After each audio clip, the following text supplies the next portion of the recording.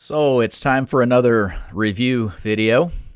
I've been asked by a few people to comment on this now viral video that was put out last week where an NFL football player, a place kicker for the Kansas City Chiefs named Harrison Butker, gave a commencement address at a Catholic high school somewhere in Kansas, the Benedictine. Oh, no, it's not a high school. It's a college, Benedictine College. And so he gave a commencement speech, but he is a Catholic. He was invited by a Catholic school to give a commencement speech for a Catholic graduation, and yet he has caused a storm of controversy among the leftists in our culture. They have come at him with a ferocity, because, of course, he is upholding Catholic values, traditional Catholic values about marriage and the family and the home.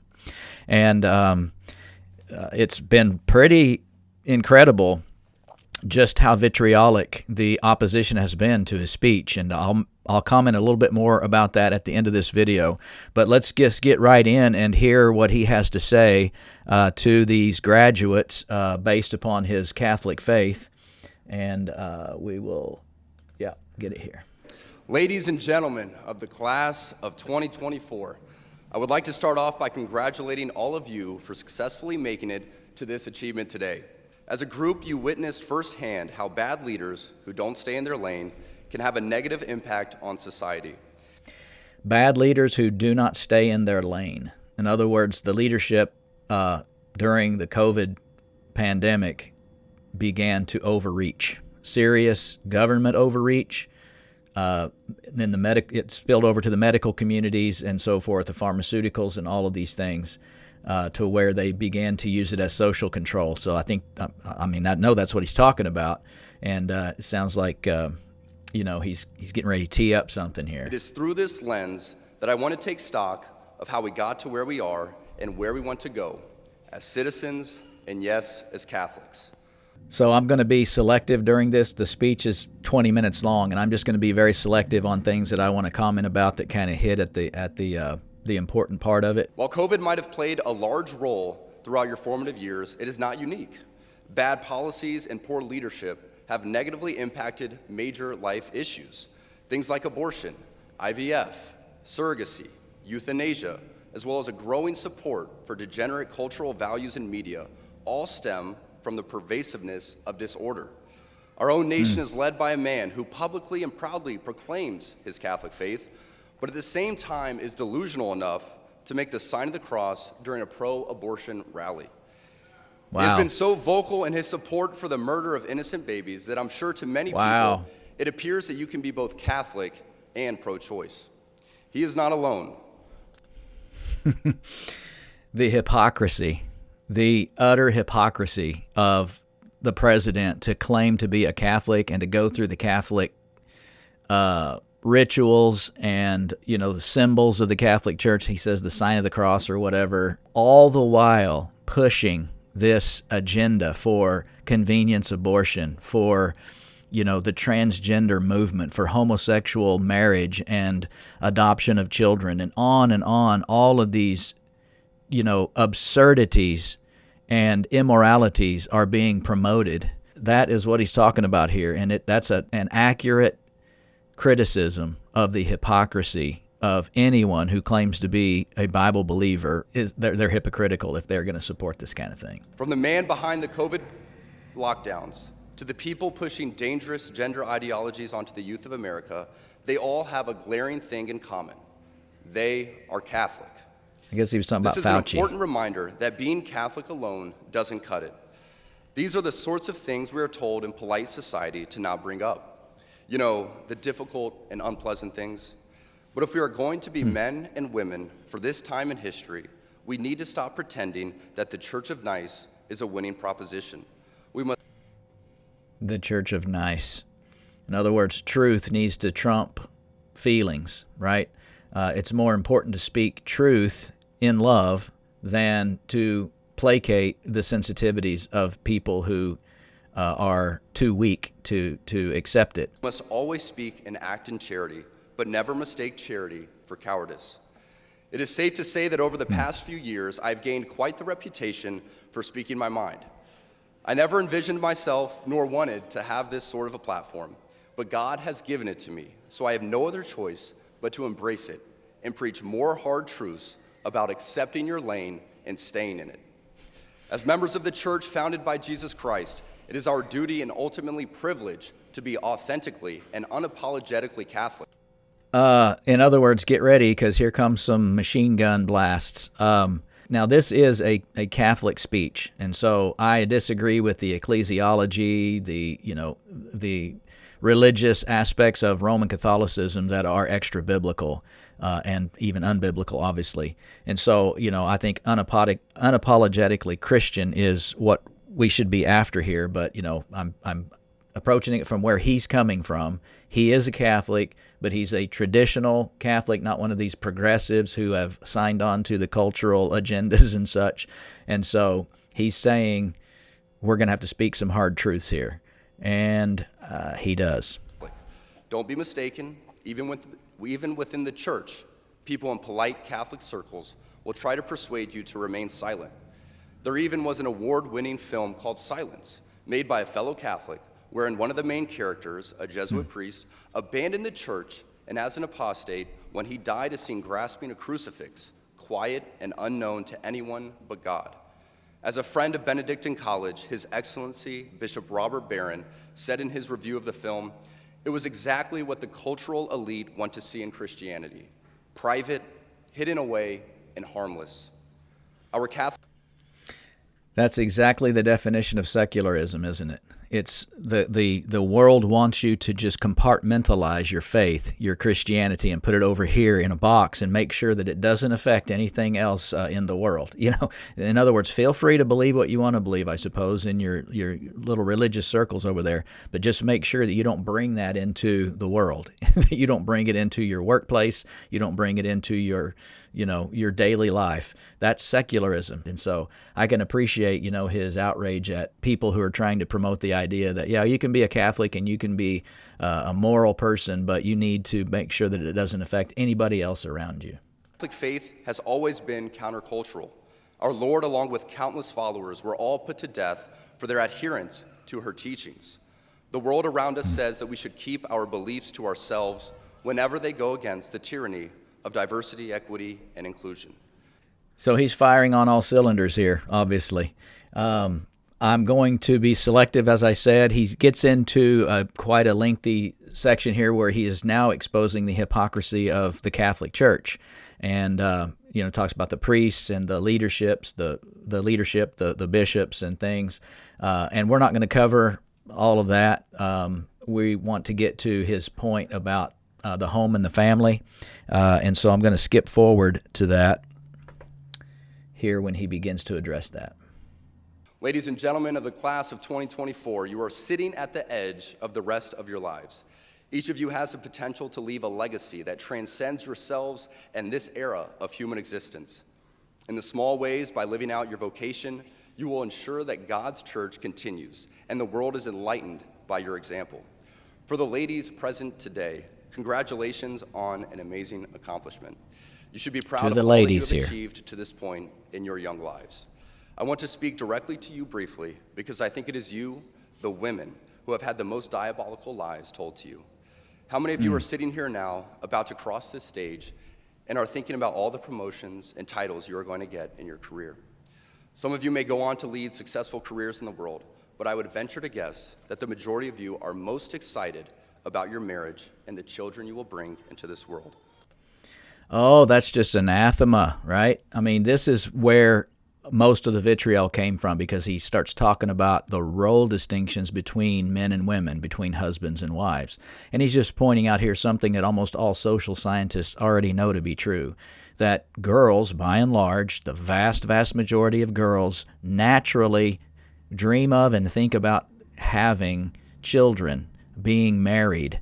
They think about their wedding day. They think about being homemakers. He's going to use that word in a moment, a homemaker. And why should this be controversial? Well, because of all of the feminist tropes that have, infected our thinking for the past half a century or more in this country, in this culture. It's not really controversial from a biblical perspective, but it is extremely controversial in a culture that is anti-Christian. I can tell you that my beautiful wife, Isabel, would be the first to say that her life truly started when she began living her vocation as a wife and as a mother. I'm on this stage today and able to be the man I am because I have a wife who leans into her vocation. I'm beyond blessed with the many talents God has given me, but it cannot be overstated that all of my success is made possible because a girl I met in band class back in middle school.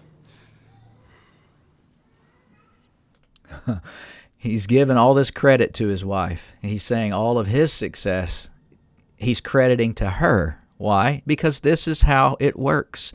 This is how God created families to operate. The wife supports the husband. The wife takes care of the husband and the home, and the husband goes out and takes care of the wife, in order to make a living, in order to support the children. He performs his function as a father according to God's will, and she is to perform her function as a wife and a mother according to God's will. And when people focus on doing that, they will be truly happy. This is all he's saying, and it is incredibly offensive because the popular ideas that saturate our cultural mindset finds this offensive. Would convert to the faith, become my wife, and embrace one of the most important titles of all, homemaker.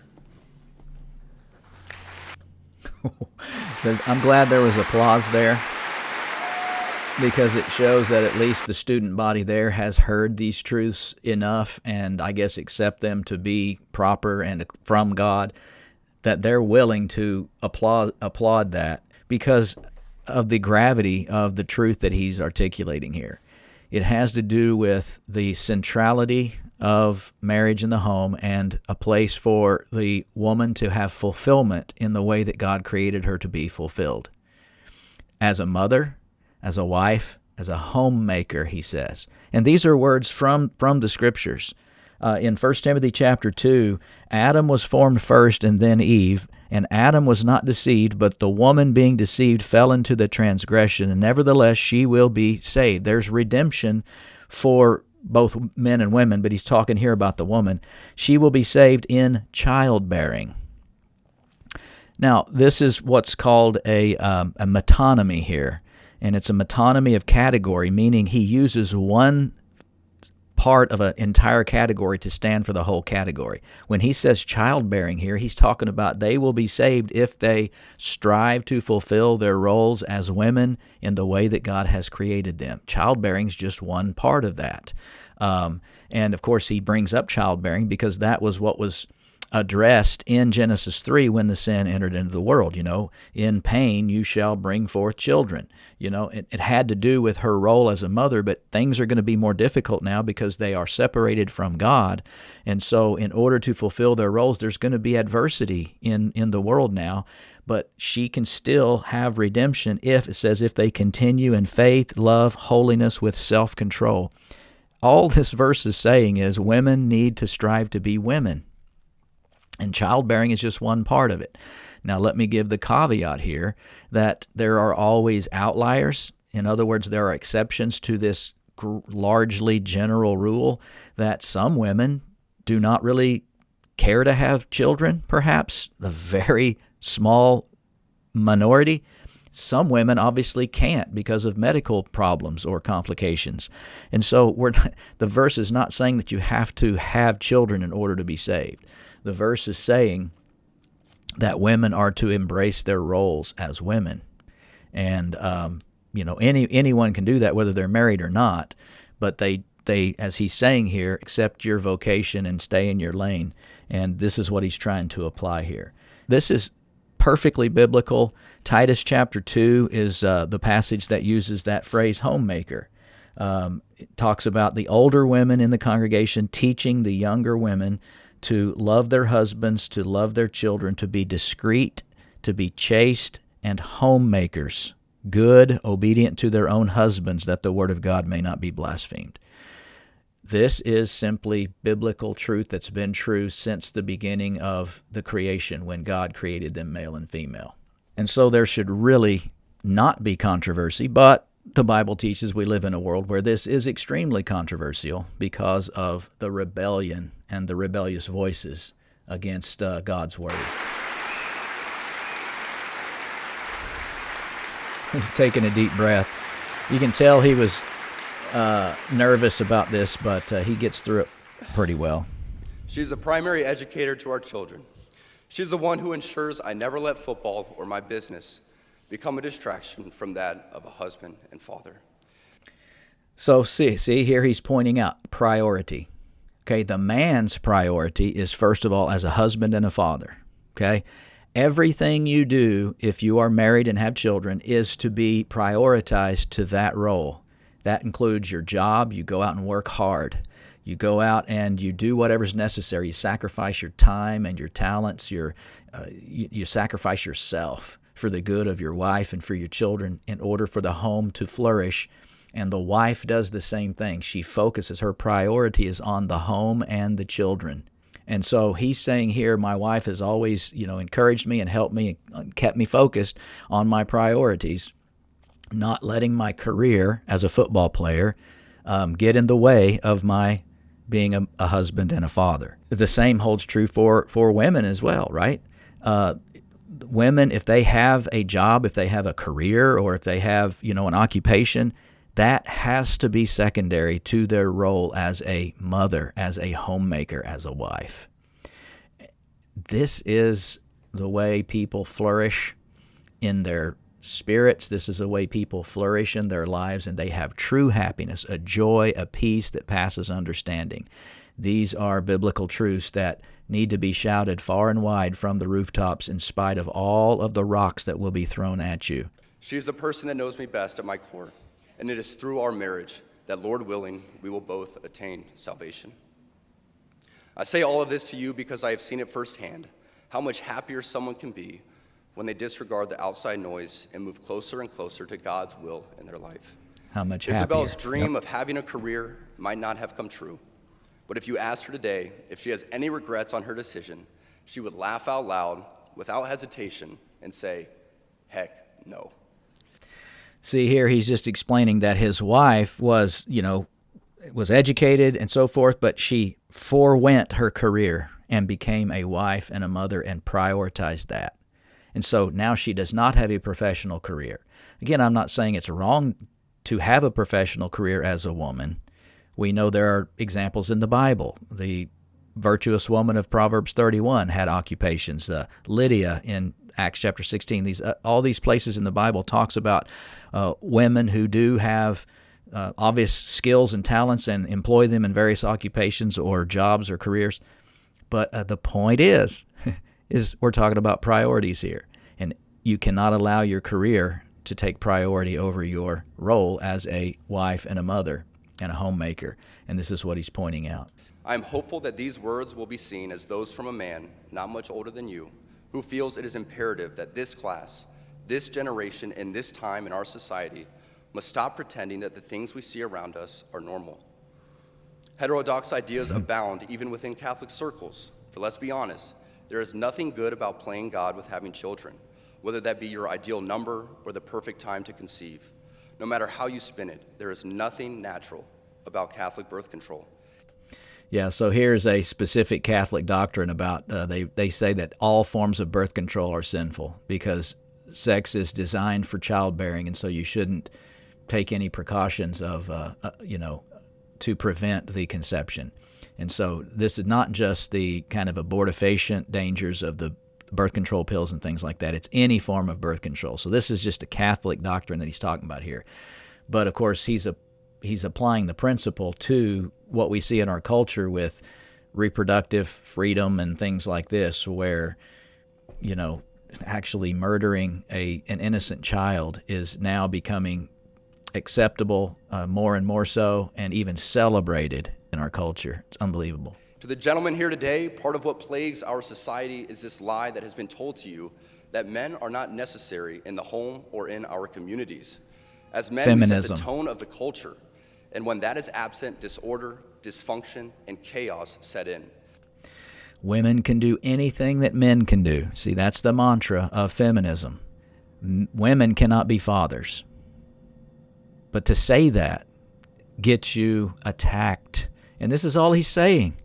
He's saying don't buy into the lies that you hear from these voices that say that men are not necessary in the home. In fact, he's going to bring out now that the fact that there are so many absentee fathers, there are no men in the homes by and large in many places. That's why we have so many problems culturally. That's why we have all the violence. That's why we have all of the illnesses, the mental illnesses and such.